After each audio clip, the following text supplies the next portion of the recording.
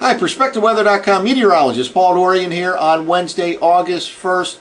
Very humid to begin the day here in the Mid-Atlantic region. A warm frontal system has moved from the south to the north, and it has ushered in tropical-like humidity here in the Mid-Atlantic region as we begin the day on Wednesday. That could very well set the stage for some strong thunderstorm activity later today and early tonight, and we can have tropical-like downpours really anytime over the next 3 days, Wednesday, Thursday, and Friday. Probably the best chance for strong thunderstorms will be later today and then again later on Friday, but really any of the next 3 days can produce some heavy rainfall in the Mid-Atlantic region. It looks like that threat of showers and thunderstorms will continue into the weekend as well. I do expect some breaks of sunshine later today, probably during the midday and early afternoon hours in the I-95 corridor. Temperatures climbing well up into the 80s, and then we'll watch for the possible formation of some strong thunderstorms for the mid-late afternoon hours and the evening hours. Well, now that July is over, let's take a look at the temperature anomalies around the world for the month of July. Indeed, it was warmer than normal, but certainly nothing extreme here around the world. It was 0.225 degrees Celsius above normal. That's about the 11th warmest going back to the year 2000, the 11th warmest in the last 18 years. Again, warmer than normal, but certainly nothing extreme. This is comparing to the 1981-2010 base period using NOAA's CFS V2 data. A few areas I'd like to point out. First of all, in the western U.S. and western part of Canada, well above normal for the month of July. We know California had a hot month. Again, relative to normal, you see a lot of oranges here in western Canada, western U.S. Colder than normal, though, right across the heartland in the central part of the nation. A couple other interesting areas. We've talked about the sea surface temperatures in the North Atlantic, now below normal in areas south of Greenland and west of Africa. And indeed, that has contributed to 2-meter temperatures, air temperatures being below normal for the month of July. So again, this is probably a result of the colder than normal sea surface temperatures, as well as in this part of the eastern Atlantic. Very interesting what's going on in the northern half of the Atlantic Ocean with a dramatic cool down in a good part of that region. And again, it contributed to air temperatures, at least in the lower part of the atmosphere, being below normal for the month of July. Finally, we've talked about this also in the Arctic, below normal, anywhere from normal to slightly below normal. We've talked about the temperature trends in the Arctic have been quite consistent, actually, going back to last century, at least the last 18 years or so, where it's been normal to maybe a little bit below normal in the summertime, but warmer than normal in the cold season in the Arctic, like January through March or April, for example. But the summer is all-important ice melting season, and that has been generally near normal to slightly below normal. And again, we're seeing lots of blue here below normal for the month of July in the Arctic region.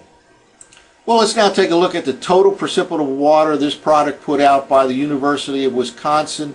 It's a loop over the last 24 hours in hourly increments. All the orange areas represents high precipitable water, basically a moist air mass. And again, we have this tropical influx of air riding from the south to the north along the Atlantic seaboard, Gulf of Mexico air, Caribbean air feeding in all the way up into the Mid-Atlantic and Northeast U.S.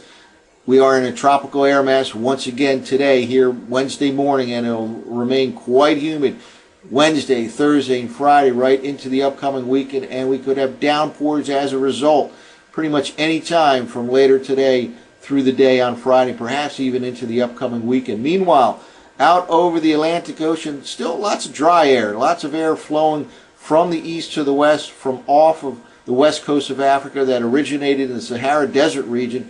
This drier than normal air, some dust, inhibiting tropical storm activity over the tropical part of the Atlantic, and that has been a trend over the last few weeks, and we'll of course monitor that. But here in the eastern U.S., another several-day period of tropical moisture flowing from the south to the north.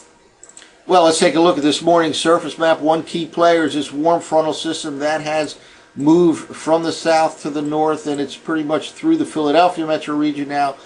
on its way to passing through the New York City metro region area, and just ushered in a tropical air mass. That air is flowing, as we just saw a moment ago, from the Gulf of Mexico, even the Caribbean Sea, up along the Atlantic seaboard here.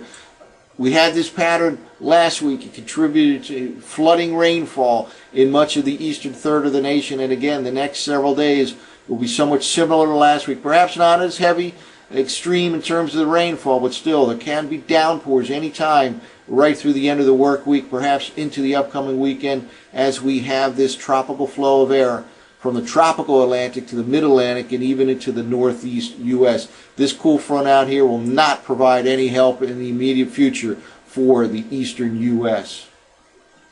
Well, before we get to the GFS model run, we'll look at the 500 millibar height anomaly forecast as well as surface maps. This is from NOAA's Storm Prediction Center based out in Norman, Oklahoma. And indeed, they have much of the mid-Atlantic region in a slight risk of severe weather later today, early tonight. Again, that could reach just about to the I-95 corridor region in this region right here. So again, there can be some strong to severe thunderstorms later today, early tonight.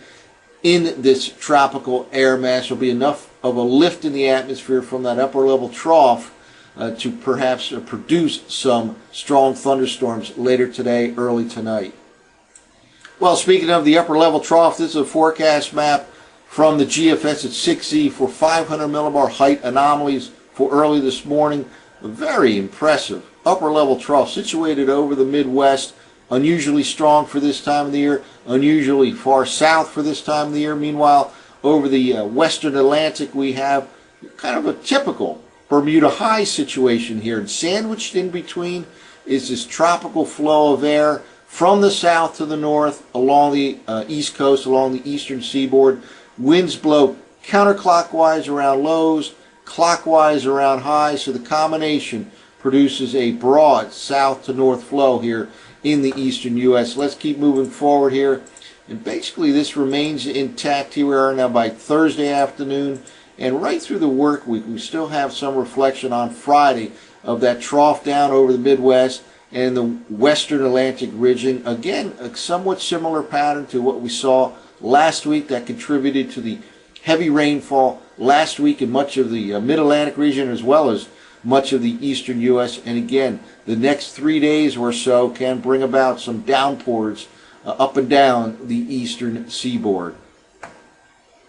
Well, now let's take a look at the surface forecast maps from last night's 6Z GFS model run. By the way, these maps from tropicaltidbits.com. Some shower activity already this morning. We had some overnight rains in the I-95 corridor. Again, there can be some rain-free time, but also the potential formation of some strong thunderstorms during the afternoon hours into the early evening hours. Let's move ahead in 6-hour increments. Here we go by late this afternoon, early tonight. Pretty widespread area expected of showers and thunderstorms. Again, all the way from the Gulf of Mexico up to New England. We have this tropical flow of air just riding right along the eastern seaboard from the Gulf of Mexico, Caribbean Sea, up into mid-Atlantic region and New England. This typical pattern repeats itself on Thursday afternoon, evening. The same sort of thing here.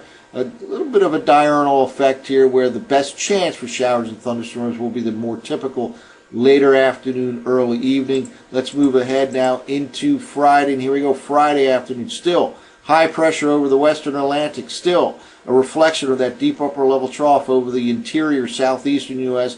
and still a continuation of tropical air flowing from the south to the north. Potential downpours any of the afternoon or evenings for the rest of the work week. Then as we get into the weekend, it may get perhaps a little bit less widespread. Here we are, but still a very humid air mass here entrenched for the weekend. Scattered showers and thunderstorms on Saturday and Sunday, but more numerous on Wednesday, Thursday, and Friday. And watch out for the potential for some strong to severe thunderstorms later today, early tonight. That's it for now. For PerspectaWeather.com, I'm meteorologist Paul Dorian.